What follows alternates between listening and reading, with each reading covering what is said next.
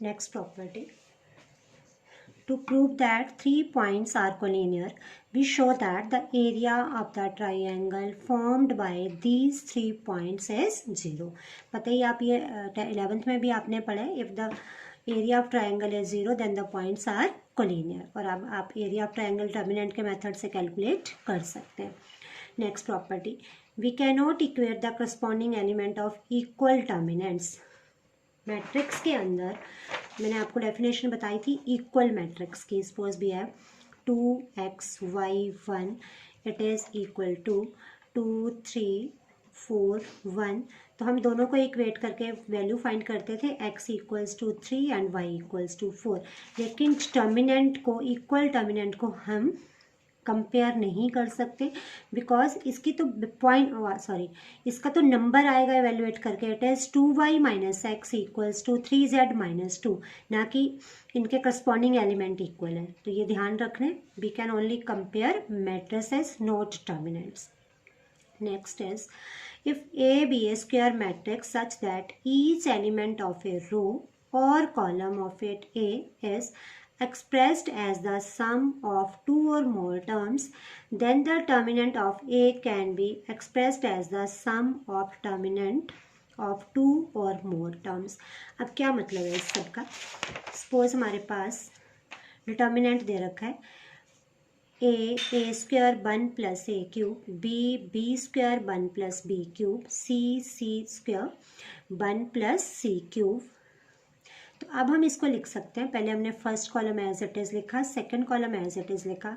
अब third column express कर रखा हमें सम ऑफ 2 एलिमेंट्स.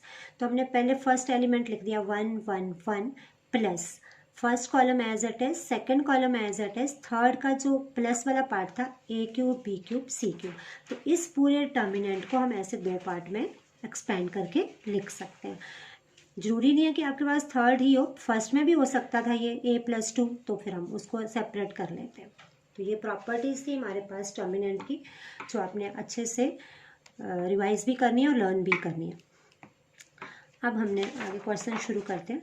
इवेलुएट टर्मिनेंट 3 5 1 7. तो लेट a इक्वल्स टू 3 5 1 7 टर्मिनेंट है. अभी बताया मैंने आपको it is left minus right. तो 21 माइनस 5 इक्वल्स टू 16. तो 2/2 का डिटर्मिनेंट तो बहुत ही ईजी है. लेफ्ट वाली एंट्री को आपने एलिमेंट्स को मल्टीप्लाई करना है minus the multiplication of right side elements. अब suppose we have 3/3 order determinant. Evaluate the determinant of matrix 4 1 3 1 minus 1 2 1 2 0.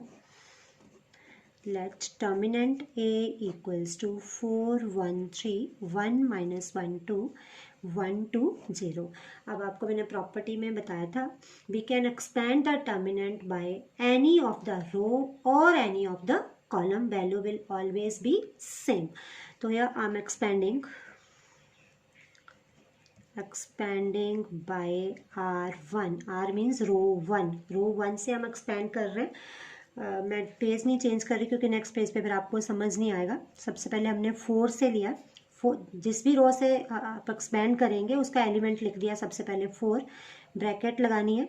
अब 4 वाली रो भी डिलीट हो जाएगी, 4 वाला कॉलम भी डिलीट हो गया. It is 0 minus 4. ये आपको मैंने पीछे बहुत अच्छे से एक्सप्लेन कर दिया था. Sign as minus because we have plus minus plus sign minus 1. अब 1 वाली हम रो भी डिलीट कर देंगे और 1 का कॉलम भी डिलीट कर देंगे. It is 0 minus 2 plus 3 into 3 वाली रो भी डिलीट कर दी, कॉलम भी. इट इज़ 2 प्लस 1 क्योंकि हम बीच में साइन माइनस लेते हैं, ऑलरेडी माइनस है तो प्लस हो गया. So we have minus 16 plus 2 plus 12 minus 16 plus 14 equals to minus 2.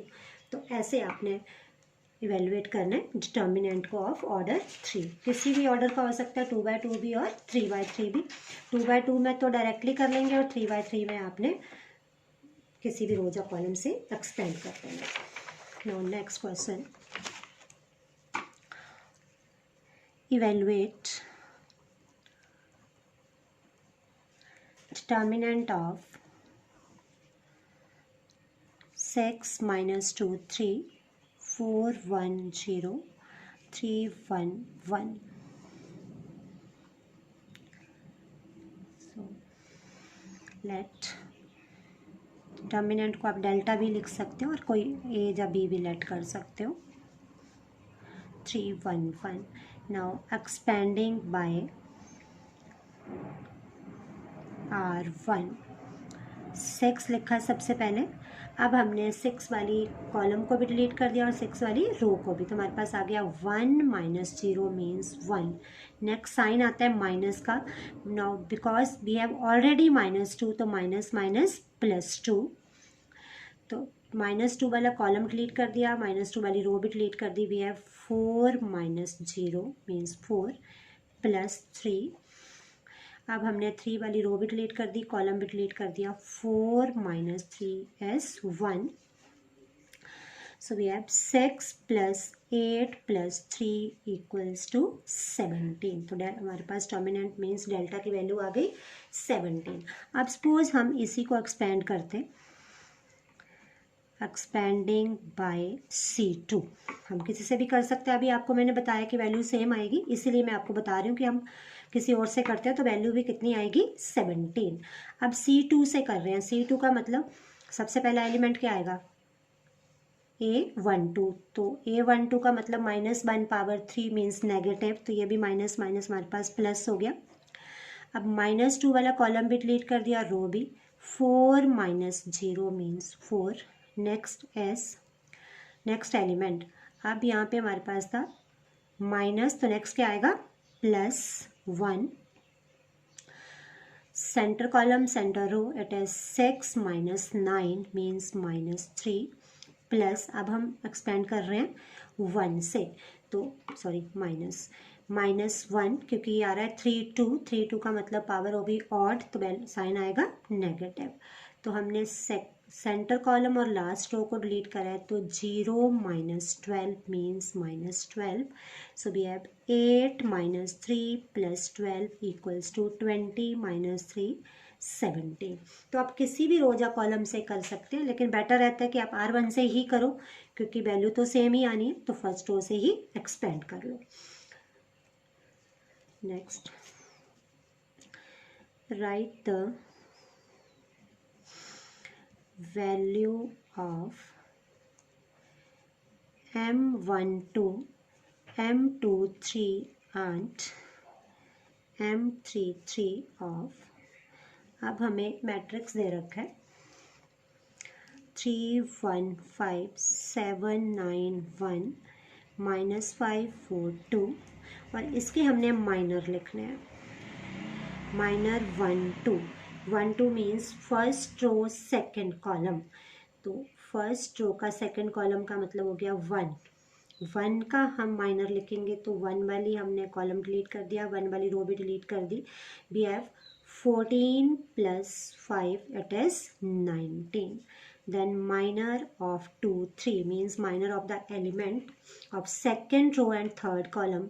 Second row का थर्ड कॉलम है हमारे पास M23 का मतलब 1. तो 1 वाली हमने रो भी डिलीट कर दी और कॉलम भी डिलीट कर दिया. It is 12 plus 5 means 17. Similarly we can calculate M33. Third row third column means 2 का माइनर लिखना है हमने, तो थर्ड रो को भी डिलीट कर दिया, थर्ड कॉलम को भी. 27 माइनस 7 इक्वल्स टू 20. तो ऐसे आप कैलकुलेट कर सकते हो कॉलम को. तो किसी भी रो या कॉलम का मीन्स कोई भी माइनर आपको पूछ सकते हैं, तो आपने उसके हिसाब से इसको कैलकुलेट कर लेना. Next,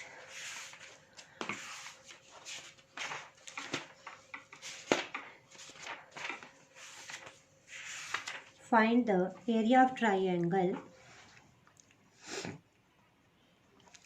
find the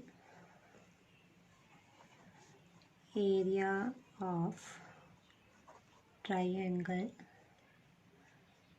having vertices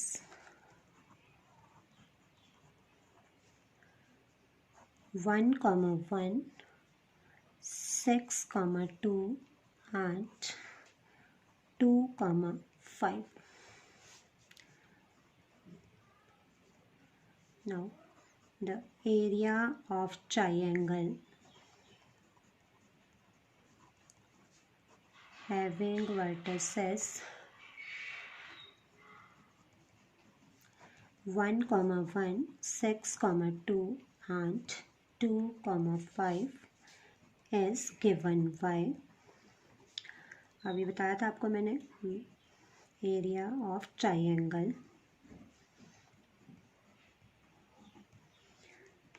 equals to half of first vertex 1, 1, second vertex 6, 2, third vertex 2, 5, then 1, 1, 1. Third column आपने हमेशा लिखना है 1, 1, 1. Now expanding by R1, so it is half of 1 से हम सबसे पहले एक्सपेंड कर रहे हैं 1 लिखेंगे 1 वाला column delete row delete it is 2 minus 5 means -3 then minus sign -1 it is 6 minus 2 equals to 4 plus 1 first row third column 30 minus 4 1 by 2 into -2 minus 4 plus 26 so it is half of 20 equals to 10 square units. तो ऐसे आपके area calculate कर लेंगे. अब suppose आपको अभी मैंने बताया था जैसे कि यहाँ पे x लिखा और एरिया की कुछ वैल्यू दे रखी है तो आपने फिर जब मॉड को एक्सपेंड करना है तो दोनों साइन लेने हैं प्लस भी और